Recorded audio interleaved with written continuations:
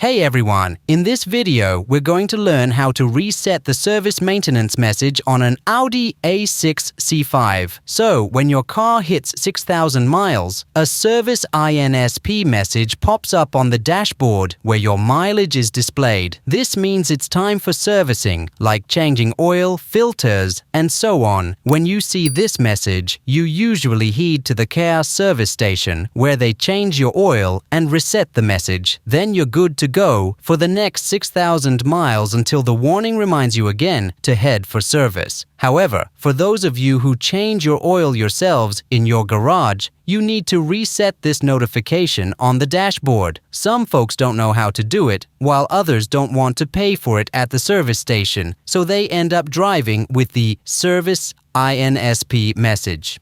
Let me show you how to reset the Service INSP message using the Audi A6 C5 dashboard. First, turn off the ignition and hold down the trip odometer button. Then, turn on the ignition. You'll see the message change to Del. Now, release the button. Next, pull the clock adjustment lever towards you and hold it. Ideally, dashes should appear instead of Del.